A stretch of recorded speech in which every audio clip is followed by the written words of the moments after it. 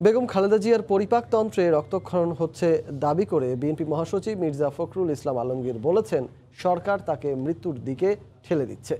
আর দলটির স্থায়ী কমিটির সদস্য গয়েশ্বর চন্দ্র বলেছেন, এই মুহূর্তে বেগম জিয়ার চিকিৎসার চেয়ে সরকার পতনের আন্দোলনে বেশি গুরুত্ব দেওয়া উচিত।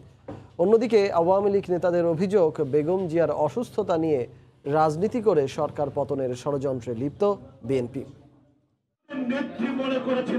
বিএনপি নেত্রী বেগম খালেদা জিয়ার মুক্তির দাবিতে ঢাকা রিপোর্টার্স ইউনিটি মিলনায়তনে 90-এর ডাকসু ও সর্বদলীয় ছাত্র ঐক্য আয়োজন করে আলোচনা সভার বক্তব্যে বেগম জিয়ার মুক্তির দাবিতে কঠোর অবস্থানে যাওয়ার ঘোষণা দেন দলটির নেতারা। দেশটি বেগম খালেদা জিয়াকে মৃত্যুর পথে ঠেলে দিয়েছ, তাকে মুক্ত না করা হয়, মাননীয় মহাসচিব কর্মসূচি দিন।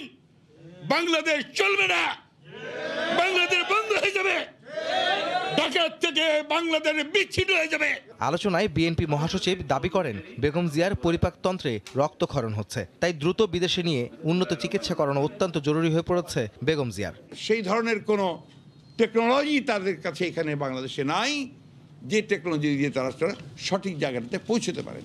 তো এখন যেটাকে তাকে তার জীবনকে হুমকির মুখে ফেলে দিয়েছে, সেটা হচ্ছে যে তার পরিপাক যন্ত্র থেকে যে রক্তক্ষরণ হচ্ছে, সেই রক্তক্ষরণকে বন্ধ করা। দলটির স্থায়ী কমিটির সদস্য গয়েশ্বর চন্দ্র রায় দ্বিতীয় দিনের মতো বললেন, এই মুহূর্তে বেগম জিয়ার চিকিৎসার চেয়ে সরকার পতনের আন্দোলনই মুখ্য হওয়া উচিত। আজকে এই চিকিৎসার চেয়েও বেশি প্রয়োজন দাঁড়িয়ে গেছে সরকারের আচরণ। এই চিকিৎসার দাবি যেন সরকার পতনের দাবি, সরকার পতনের আন্দোলনের শেষ ঠিকানা হয়। এদিকে রাজধানীর উত্তরায় মহানগর উত্তর আওয়ামী লীগের ইউনিট সম্মেলনে মাহবুবুল আলম হানিফ বলেন, সরকার পতনের আন্দোলনের নামে বেগম জিয়ার চিকিৎসা নিয়ে ষড়যন্ত্র করছে বিএনপি।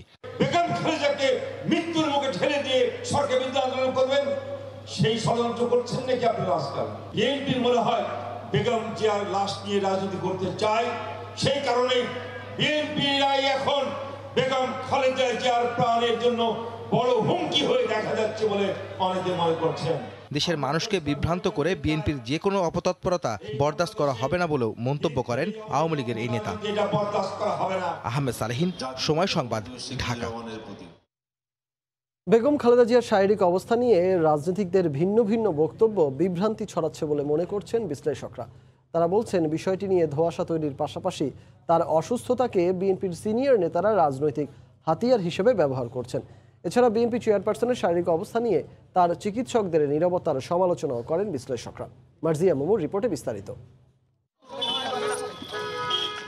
শারীরিক নানা জটিলতায় আক্রান্ত বেগম খালেদা জিয়া গত 13 নভেম্বর থেকে রাজধানীর এভার কেয়ার হাসপাতালে চিকিৎসাধীন। সিসিইউতে চিকিৎসাধীন বেগম খালেদা জিয়ার অবস্থা কোন পর্যায়ে, তাকে কি কি চিকিৎসা দেয়া হচ্ছে সে বিষয়ে আশ্চর্যজনকভাবে নিশ্চুপ মেডিকেল বোর্ড।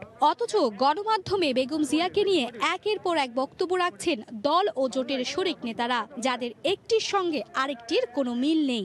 যেই ট্রিটমেন্ট এখানে হচ্ছে, আমি শুনে যেটা বুঝেছি, এটা কোনো ট্রিটমেন্ট না।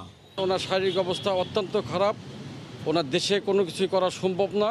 এমনকি চিকিৎসার জন্য বেগম জিয়াকে বিদেশে নেয়ার দাবিতে নানা কর্মসূচি পালন করলেও ঠিক কোন দেশে কিংবা কোন হাসপাতালে বেগম জিয়ার চিকিৎসা হবে সে বিষয়ে কোনো জবাব নেই বিএনপির। সরকারের কাছে দফায় দফায় অনুমতি চেয়ে যেসব আবেদন করেছে বিএনপি, সেখানে এ বিষয়ে স্পষ্ট কোনো তথ্য দেয়নি দলটি। এই অবস্থায় রাজনৈতিক বিশ্লেষকরা মনে করছেন, বেগম জিয়ার চিকিৎসার চেয়ে তাকে ইস্যু করে রাজনীতি করতেই ব্যস্ত দলটি।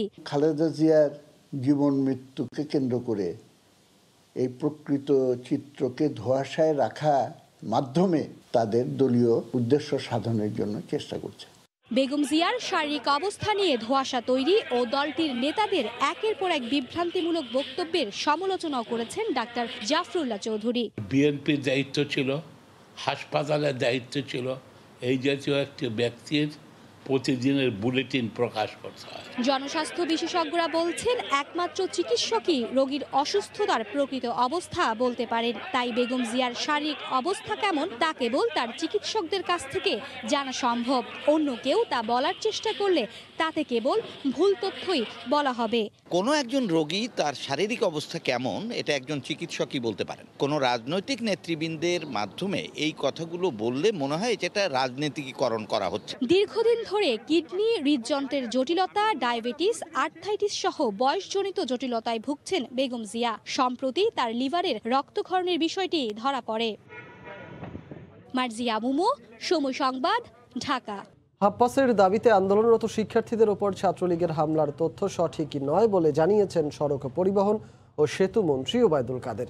দুপুরে জাতীয় সংসদে বক্তব্যে তিনি বলেন, হামলা চালায় ছাত্রলীগের নামধারী দুর্বৃত্তরা। হাফ ভাড়ার দাবিতে তারা স্টেটমেন্ট করেছে, তারা সমাবেশ করেছে। কাজে ছাত্রলীগ দলগতভাবে এই হাফ ভাড়ার সমাবেশ বা মানববন্ধনে হামলা চালাবে, এটা সত্য নয়।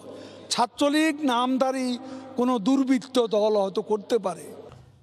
তৃতীয় ধাপে 1000 ইউপি নির্বাচনের ভোটকাল।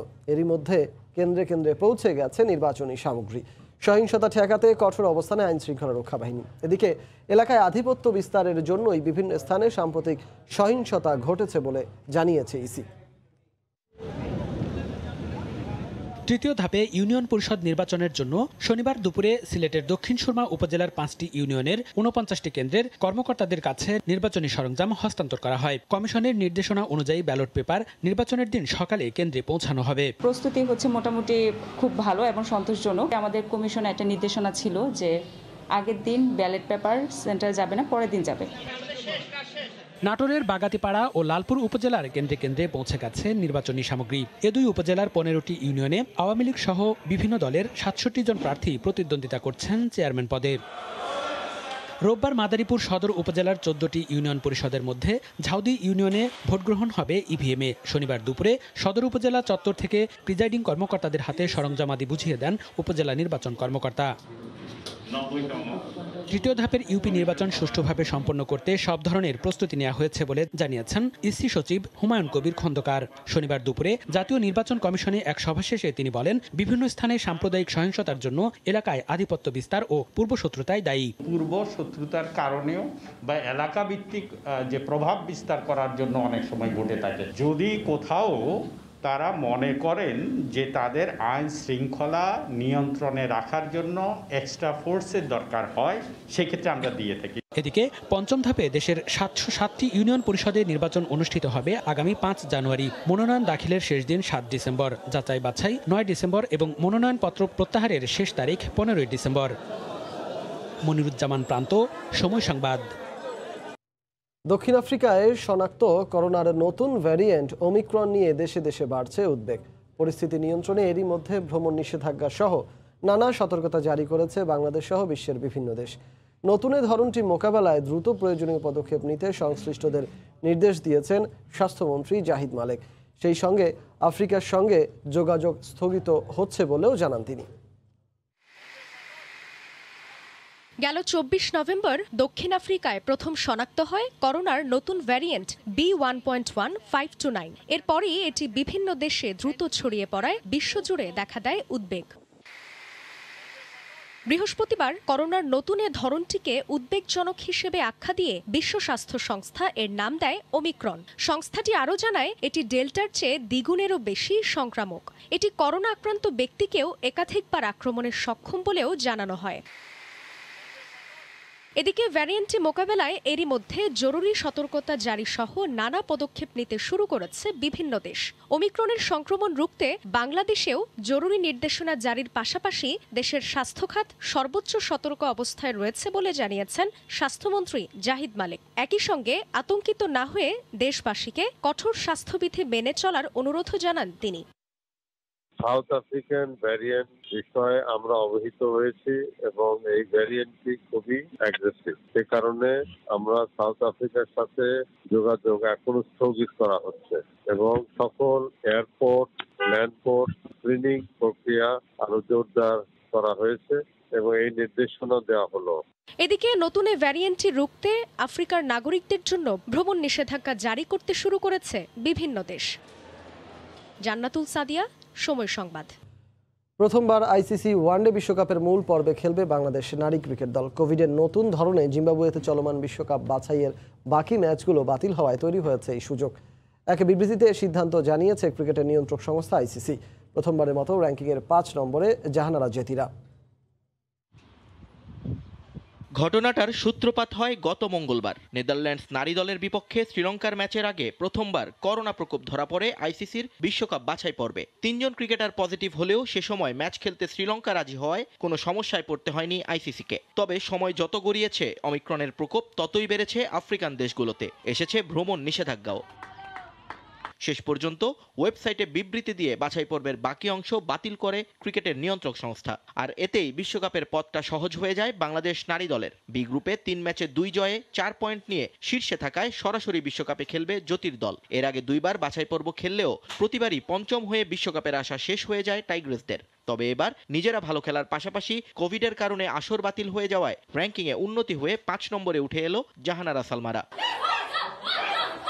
এই খবর পাওয়ার সঙ্গে সঙ্গেই আনন্দে মেতেছেন বাংলাদেশের নারী ক্রিকেটাররা। দীর্ঘ অপেক্ষার অবসান হওয়ায় নেচে গিয়ে নিজেদের মধ্যে ভাগ করে নিয়েছেন বিশ্বকাপে সুযোগ পাওয়ার ভালো লাগা। আমরা যে ভালো ধারাবাহিকতা খেলে এসেছি, আমরা ম্যাচ জিতেছি, শুকর আলহামদুলিল্লাহ। এই জন্য কিন্তু আমরা র্যাঙ্কিংয়ে এগিয়ে আসতে পেরেছি এবং শ্রীলঙ্কাকে টপকে আমরা সিলেক্টেড হয়েছি আইসিসি ওয়ার্ল্ড কাপ খেলার জন্য।